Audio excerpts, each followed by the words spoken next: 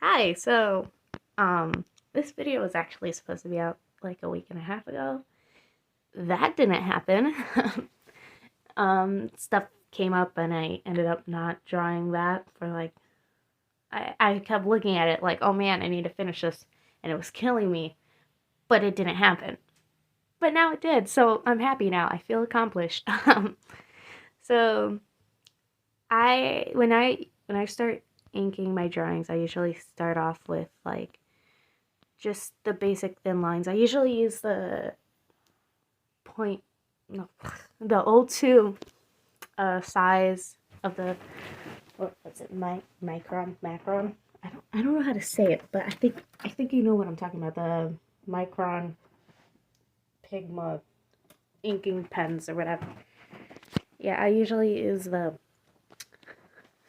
size 2 because I use the size 2 because even though sometimes my pencil marks are thicker, when I use thinner pens, it helps me because if they're thinner, since the lines are potentially supposed to get thicker, I could just I could just redraw over it to sort of overlay that mess up that I made, and I don't gotta worry about like the big thick lines being completely wrong. So when I did this, I started off with that, and I was just doing the base layers at first, so like the basic outline. And then I went in, I believe it might have been a thinner brush I used for the lines, maybe, maybe not. And I also colored in the spider symbol. I was so scared to do the mask though because, you know, when it was just the pencil lines, it isn't so bold, but with black ink, it's like, whoa. So I was sort of worried it'll make the picture look really chaotic, since it's not like with digital art where you could like change the color of the lines, so it's just gonna be black. But, I did it anyways, and it didn't turn out too bad. So then I went in and thickened up the areas that would have more attention drawn to them, such as the eyes and the head. That way, when you thicken up the lines, it actually draws more attention to that area, believe it or not.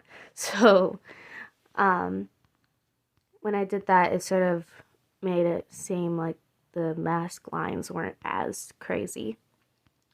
Um, it was actually pretty fun coloring it in. It was funner than I thought it was going to be. I was scared it was going to turn out horrible.